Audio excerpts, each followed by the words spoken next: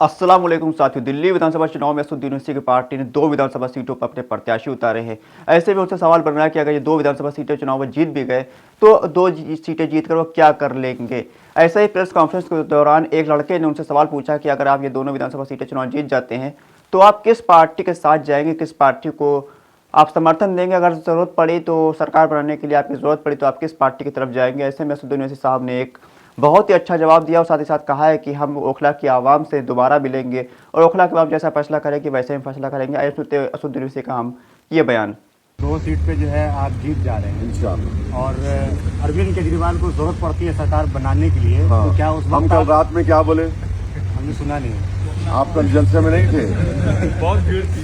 हाँ नहीं, हम बोले कि इंशाल्लाह अगर ऐसा होता है तो हम उसी जगह पर आकर आप तमाम लोगों से सवाल करके आप तमाम लोगों से इजाजत लेकर हम फैसला करेंगे और ये फैसला वहीं करेंगे, अभी नहीं करेंगे। क्या डिमांड रखेंगे? अरे आप बोलेंगे, जो जनता बोलेगी वो डिमांड रखेंगे। देखिए 1984 में जब एनटी रामाराव को हटाया गया था, हमारे 5 एमएलए थे और नाडेला भास्कर राव मुख्यमंत्री बने। मैं चश्मदीद गवाह हूं।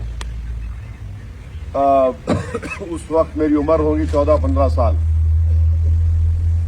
हमारे वालिद जेल में थे, फिर वापिस आए। नाडेला भास्कर राव से मिलने गए थे। नाडेला भास्कर राव ने वालिद साहब कहा कि आपके 5 एमएलए हैं, मैं 25 लाख रुपए दूंगा। 84 में 5 लाख एक एमएलए के बहुत ज्यादा थे। तो वालिद साहब ने कहा कि नहीं चाहिए, मेरे को कागज का टुकड़ा दो। बोले क्या चाहिए? बोले मेरे को तुम गवर्नमेंट ऑर्डर बोलते हैं हैदराबाद में कि उस पर आप मुझे मेडिकल इंजीनियरिंग कॉलेज खोलने का परमिशन दो, मगर मैं कल एक पब्लिक मीटिंग करूंगा। तो सुना आपने किस तरह से बैरिस्टर असदुद्दीन ओवैसी साहब ने इनके सवाल का जवाब दिया और कहा है कि हम ओखला की आवाम से एक बार फिर से मुलाकात करेंगे, ओखला की आवाम जैसा फैसला करेगी वैसा ही हमारी पार्टी फैसला लेगी और किसको समर्थन देना है ओखला की आवाम तय करेगी।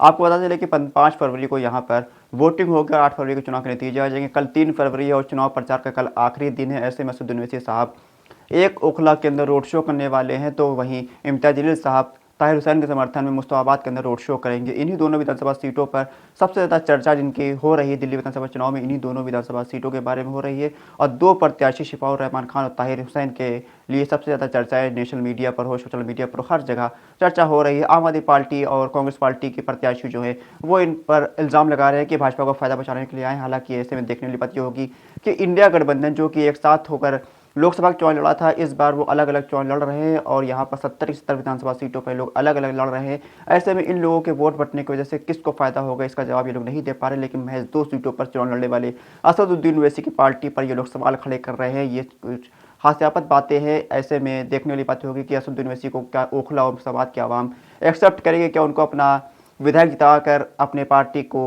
वो खाता खोलेगी दिल्ली विधानसभा चुनाव के अंदर। साथियों आपकी राय क्या है? अपने कमेंट बॉक्स में आपको जरूर दें। खुदा हाफिज़।